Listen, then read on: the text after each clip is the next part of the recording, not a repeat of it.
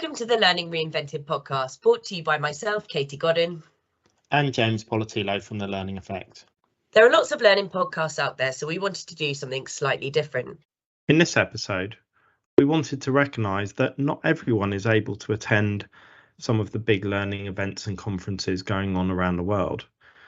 Those events can be great places for networking, seeing suppliers, but they also can be quite overwhelming and unwieldy.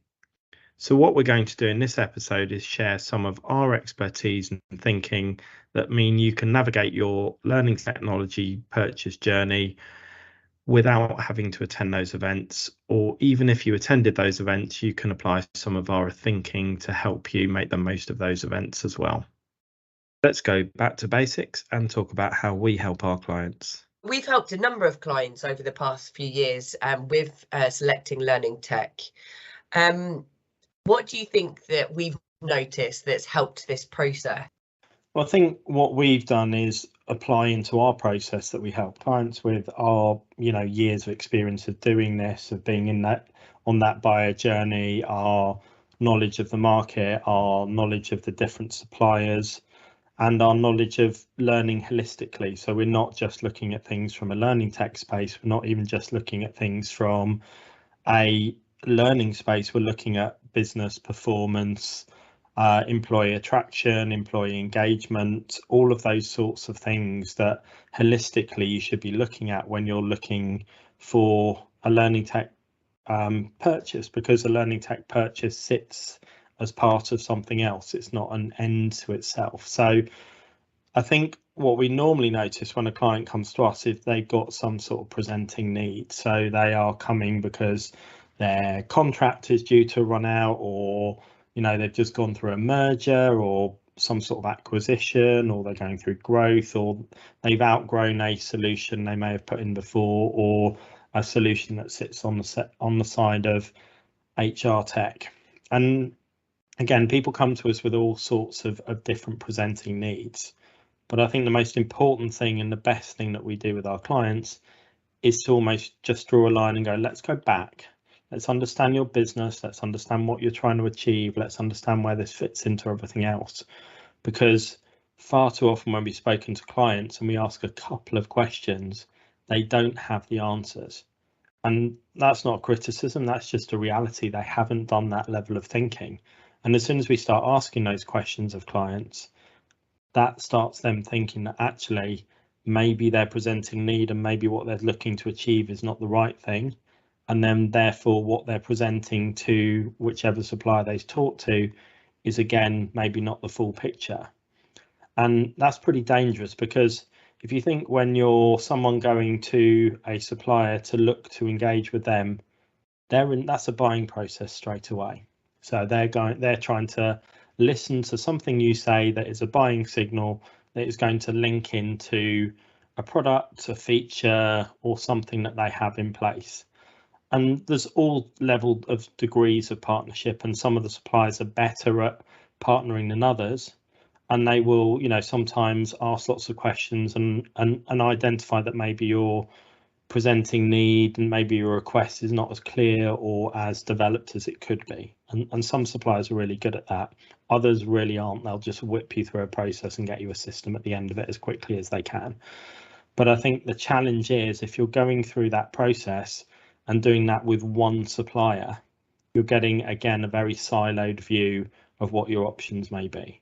So what we do is try and get the customer to understand what it is that they're trying to achieve, where that sits in. So, really understand the constraints they've got, the opportunities they've got. And then we take them through that process of walking through that journey of identifying what we call our differentiating factors, because there's lots of things you'll see in learning tech that are really bells and whistles, or you can achieve in lots of different ways in 90% of systems. And they might look very good, but really that's not what's important. It'll be something else that's underpinning that system, or the way it operates, or the way it allows you to engage with your people, maybe a remote workforce, or various different factors that really differentiate amongst the 200 suppliers you'd see in learning tech and the many thousands more that aren't in that room. So we help people to identify those differentiating factors, and then from there we go out to the market and find them a shortlist from there, so they're not having to go through the pain of speaking to hundreds of people which may or may not be relevant to them.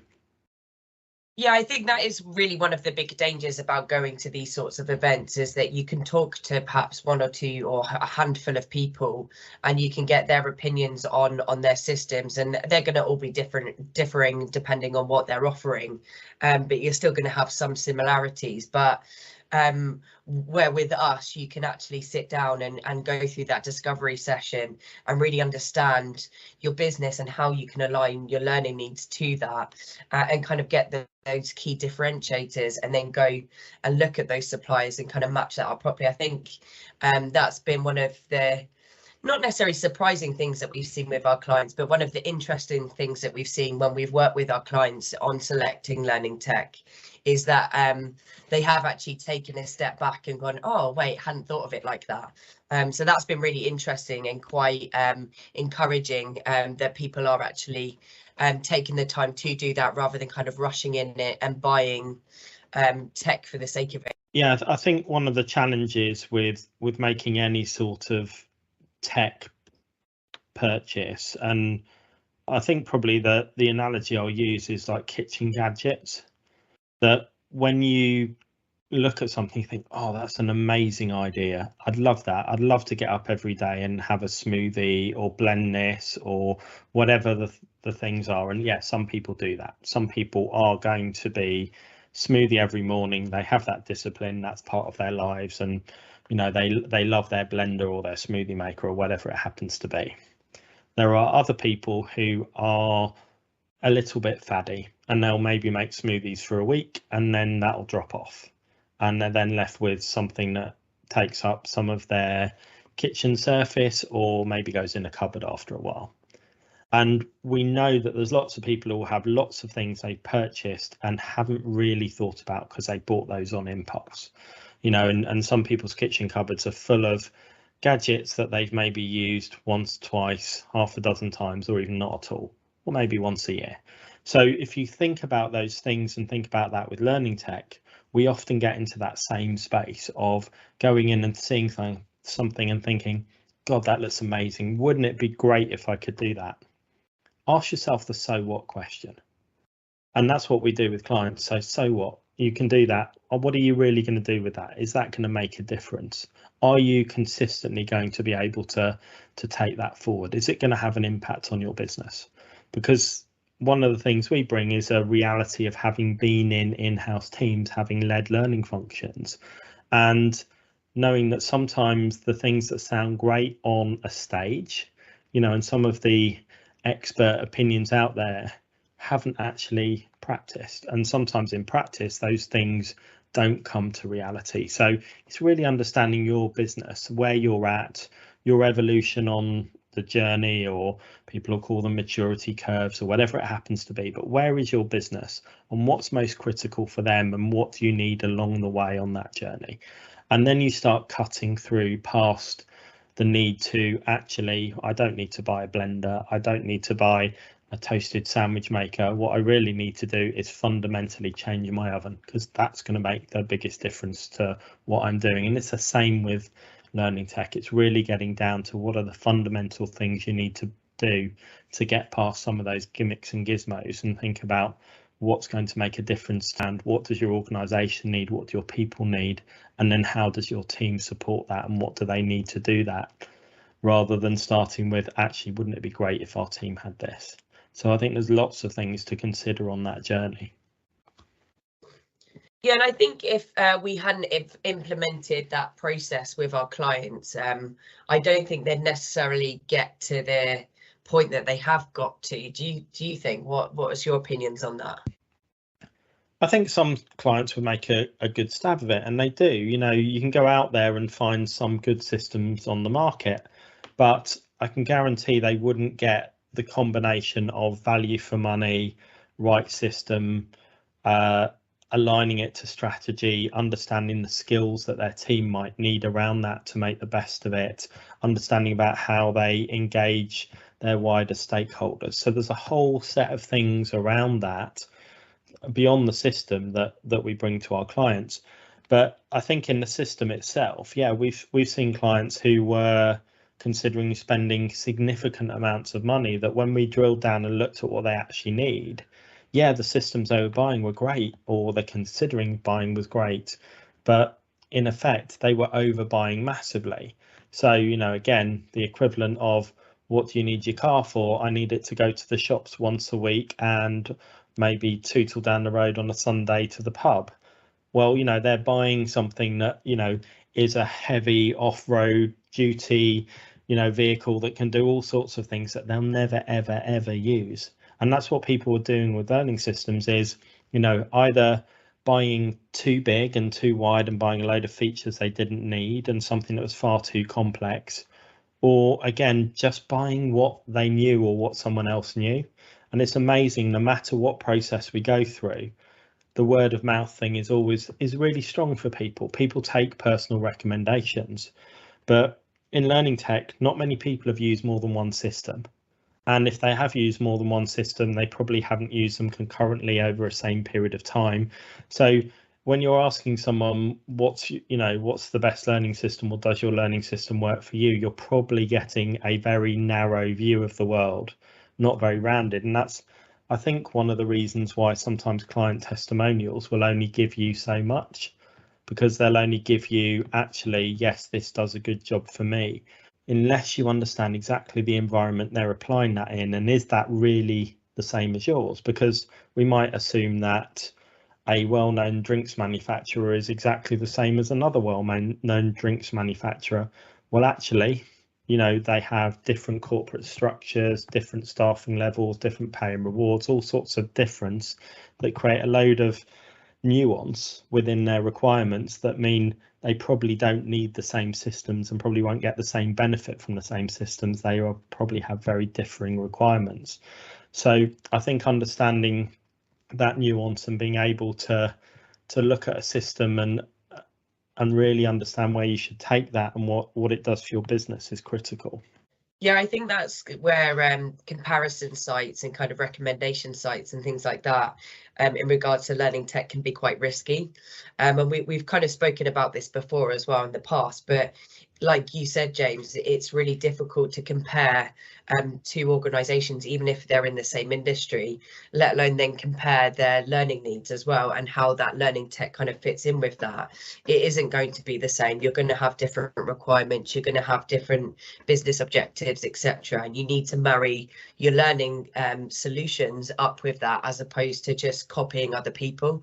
So that's where I think it can get quite risky. And I think by helping us as well, to add to kind of your points that you made about us working with clients, I think one of the things that we actually bring to it is actually working at pace as well, because we're completely involved in that market and we're constantly looking at different learning tech and seeing what's out there.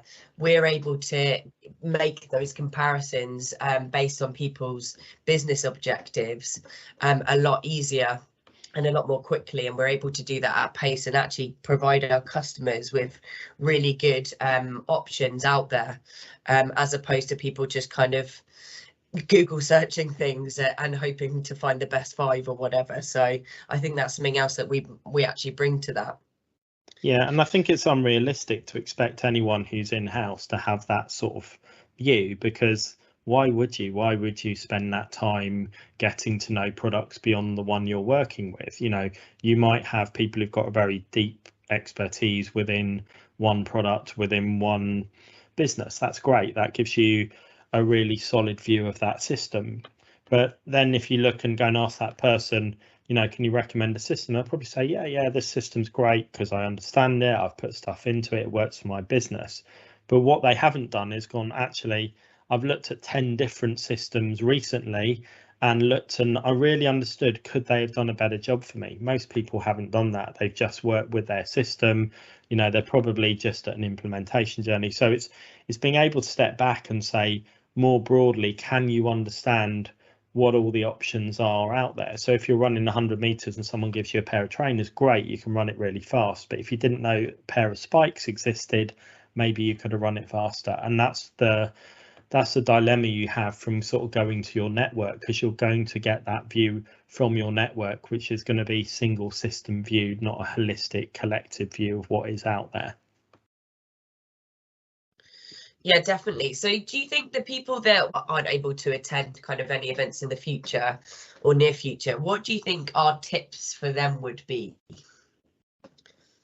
I think tips for them are just, follow the high level steps in our process. So, don't be driven by the date of learning tech, because in reality, this was in a world where, this was the only way we could connect with people, the only way we could find out about things and go in and see things. And it was an easy one-stop shop. But when you look at it, you don't get that sort of in-depth guide that you need to. So I would very much start with your business, start with your needs, start with what's important to you. Then start to think about when and where you need to make that change.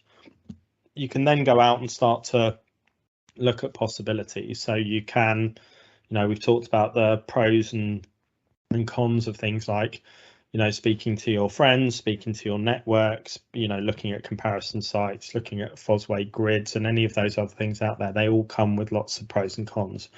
Or you can, speak to someone like us, and, narrow down your options. But when you then approach suppliers, you should be speaking to a few and having some really in-depth conversations, and you should be talking about the things that are important to you.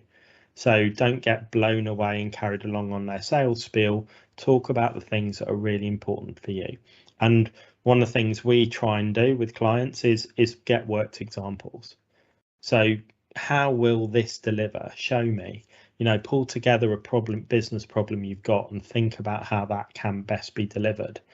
And then think about, will that actually work for your people in your business?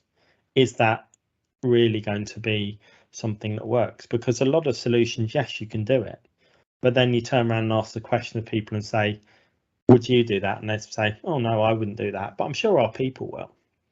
Well, are your people really going to do some of that stuff, or really going to buy into some of those solutions? So I think it's about, again, understanding each of those steps: business needs, what's driving it, what are the options out there, really testing the options, getting your team involved. And I mean, team right across the business. So you'll have lots of stakeholders in any learning tech decision, from HR, IT, procurement, operations team, sales team, the people who are going to be using your systems, the line managers who are going to be supporting people to use your systems, etc., etc. So try and get as much engagement as you can, and beneficial engagement. What do you need those people to be engaging with you on that project for? So are they to give feedback, ideas, or just to say, well, my friend in another company use this system and they really like it? So again, it's understanding that journey along the way as to what they can bring and what you're then ultimately going to get there. And then think about, when you make that decision, not just launching or not putting all your energy into a launch, but how's this going to become embedded and become part of something bigger? Because the learning tech you're putting in is just an enabler for something else. So how are you going to ensure that that something else is actually delivered within your business? Yeah, I think that's a really good point, and that's where people tend to get stuck. Like, the engagement piece to get it out into your business is really important. Like you said, getting as many people involved to begin with, because that helps continue and maintain that engagement after you've launched something. But we see with so many suppliers that they launch with all these great companies, and that's the only story that we hear them from that supply. We don't hear anything else, but it's the continued engagement. That's the reason that you've actually bought that product, and that's a bit that's where the hard work starts. I think for a learning team is to continue that, because you don't just want numbers of people into your system. You want to actually be helping with those business problems that you had initially, which was the reason why you're buying it in the first place. And I think when you're a customer of a learning tech product, if you've bought into a company that's got the right ethos as a supplier or a partner, is be demanding of them. Because again, we see lots of things go on roadmaps. So one of the dangers is you can buy a future feature that is hopefully going to be delivered Q2 of this year, next year, whenever it happens to be.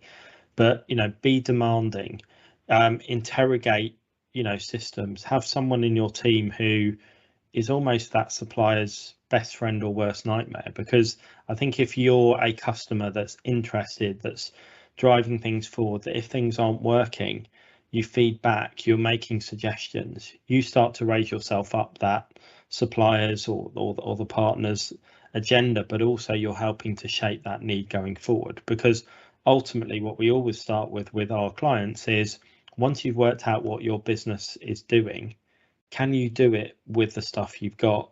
And is moving to something else going to create a step change for you? Because that change management and that process of moving to something new without a real discernible benefit can be really troublesome. So having that methodology and mindset in your business of how can we make this work, not this isn't doing what we want it to, can actually help you create far better solutions. I know, Katie, you and I both in previous lives when we're in in-house teams were the sort of people who would have learning systems solving problems they weren't meant to solve, because actually if you're quite lateral thinking in your approach to things, you can find solutions to problems that other people are probably just butting up against and not doing anything with. So I think that creativity, innovation, continual improvement of your systems, continually questioning your ideas and your assumptions, and not just letting it go stale. Things need to change and evolve all the time to make sure that they are continually to engage your people, but also continuing to add value and solve the business needs that you've got. And as we know, in the current climate, those business needs will be changing all the time as well. Yeah, and I think it's about having a solution that kind of keeps up with the pace of that as well, and having something there and having a team that also keeps up with the pace of that as well. If you've got a system which you rely on perhaps a supplier or a third party to kind of upload content or anything like that, and there are systems still out there that do require that, that's really restrictive, especially when everything's changing so quickly. But equally, if your team, and you kind of mentioned that previously, James, if your team aren't able to help with that content creation or getting stuff uploaded, changing stuff, etc., that can be quite detrimental to kind of keeping up the pace of the business and keeping those engagement levels high as well. Yeah, absolutely. And I think, you know, taking your team with you, firstly your learning team, but then, you know, your wider HR or people team and your change team and your IT team and everyone else on that journey, helps you create better solutions for ultimately your end learners in the business, who, you know, you should be listening to and should be engaging with and should be working with as well. Awesome. So thank you very much for joining us today. If anyone wants to connect with us and find out more about us or about selecting new systems, you can find our details in the show notes below. Thank you for listening to this episode of the Learning Reinvented podcast. We hope you enjoyed it. If you've not already done so, please follow our podcast. And if the Learning Effect can help you and your organisation, please do get in touch. You can find both James and Katie on LinkedIn, and our contact details are in the show notes below.